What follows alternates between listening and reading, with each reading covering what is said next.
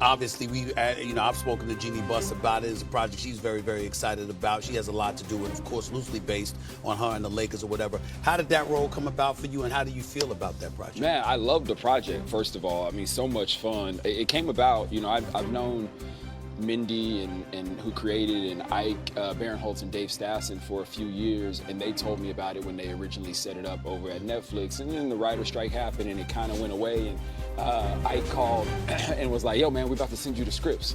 And I read them and I fell in love with it, first of all. Like off the break, I fell in love with it. And then my kid and Mindy's kid go to school together. Okay. And I bump into Mindy at drop off one day and she's like, are you gonna play my coach? I know you got the scripts, are you gonna play my coach? And I was like, Mindy, yeah, boss, I got you. Mindy gets what she wants, and she's a G and she deserves it. But this was a fun, it was such a fun group, man, such a fun ensemble. To have Jeannie there and Linda Rambis there and have them being able to talk about how an organization moves and this great, cast that we have with Kate Hudson at the top of it. It's just, it's a dream job. It's a lot of fun. I started watching it. It's a great series. People can check that one out on Netflix. So, yeah, major props on that. Staying with the LA theme, obviously you've been there over 20 years. So now that the Lakers have Luka, what do you think their ceiling is? Finals. Finals, okay. Ooh.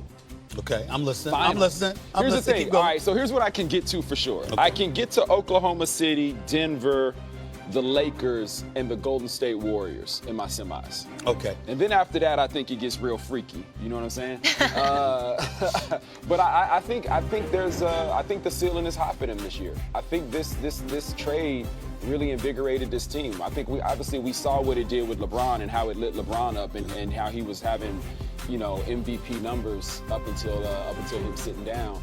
But this team is playing different. They got a new swag. And again, I don't count out Golden State too, because obviously with Jimmy Buckets there, like. I was getting ready to bring that up because you were at the game the other day. Yeah. So of course, what do you think about, when you compare what you've seen from the Lakers compared to what you've seen from the Golden State Warriors, who I think is about 16-3 since the trade deadline. What are your thoughts about that? That Golden State defense is crazy.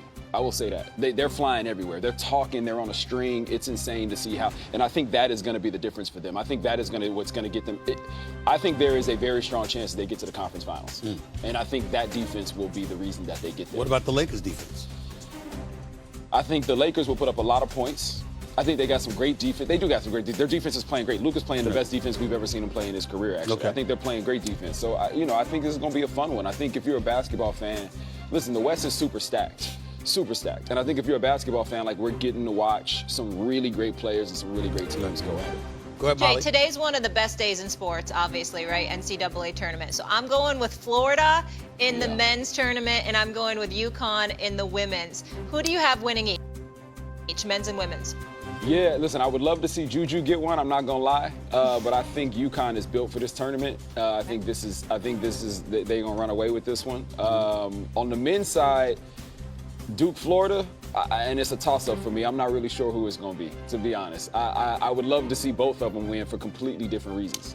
I got them beating the national title. I got Florida beating. So you got Florida beating. I got Florida beating. I got Florida winning the national title, and I got Juju winning the national title. Okay. That's what I want to see. Okay. That's what I want to see. I want Juju to get one. Okay. I don't have a problem with her doing it. Team South Page. Carolina and UConn. Oh, yeah, the Page because I get it, but UConn, South Carolina, I get that part. Can't no UCLA. Yeah, UCLA played great this year. Okay. They on it. All right. I got you.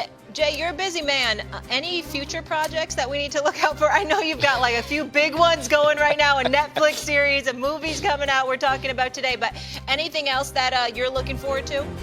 Yeah, I got a play I'm doing this summer in New York. I haven't been on stage in a very long time. It's called Duke and Roya. We actually just announced it this morning, so tickets are on sale. You can go get your tickets. But I'll be in New York all summer doing a play at the Lucille Lortel in the West Village. So I'm super excited about that. And then I got another series on Peacock this fall called All Her Fault that I did with Sarah Snook and Abby Elliott, Michael Pena, Dakota Fanning.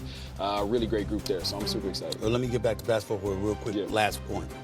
Golden State and the Los Angeles Lakers meet in the postseason. Who you going? You thought I was gonna let you. You thought I was gonna let you leave without answering that question. Because see, I know you got love for both of them. You got to pick one. You can't be having one in the Bay Area and one in Southern Cal, and you're gonna get away with not picking one. I'm putting you on the spot. Do this. The Lakers or Golden State in the playoffs against one another with both Steph and LeBron healthy. Who you got? You know why this hurts me? Yeah. Because I grew up in I grew up in Northern California. I feel you. And I've been here for 20 years. I feel you. You got to answer. You got to pick one. There's only one you Listen, got to man, pick one. LeBron and Luka together is something really special. Okay. And I'm going to go with the Lakers. I don't want to, though. But I do want to, actually. They're really good. I really do think the Lakers could get there this year.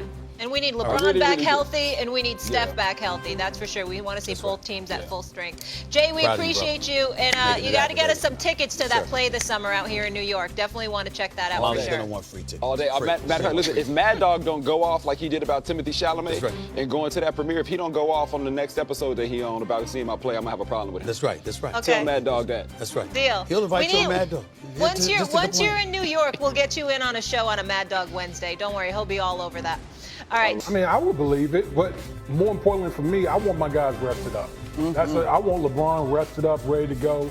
So as long as we stay in, I would say in the top 4, I'm good with it. I'm great. Right now they sit 4. The key is to stay top 6. The key is to stay top 4 if you want home court advantage. And there's all those little particulars. Stephen A was on First Take yesterday saying if you're the Lakers, you're not really that concerned about anyone you have to play, with one exception. If you're the Los Angeles Lakers this particular year, there's no one outside of Oklahoma that you should feel concerned about. If LeBron and Doncic is healthy in the lineup together with a Rui Hachimura back and you're fully loaded, I think the only team the Lakers have to worry about is OKC.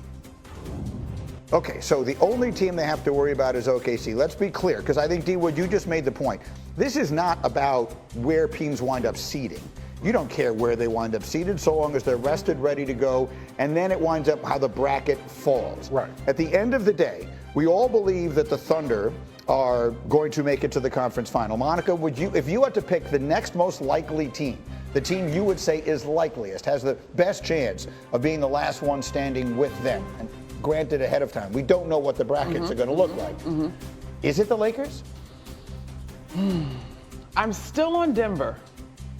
I just think, and now with the Warriors having had this injury to Steph now, I just think that these injuries are sort of temperamental. And remember, playoffs, everything gets, intensity is heightened, rest is shortened. And so I'm a little worried about a hamstring, a little worried about a pelvic bone, and I come back to Denver and Nikola Jokic having another MVP quality type of season and a core that still has a championship experience from their win a couple of years back. So you say Nuggets. Bobby, how about you? The team that you think poses the best chance, I guess we could say the biggest threat to the Thunder in the West, but I'm really thinking here is, which team would you put your money on being the last ones standing with OKC? Well, it's a team that's not in the top 6 right now, Greeny, and it's Minnesota. Minnesota is at 8 right now. They're 8-2 in their last 10.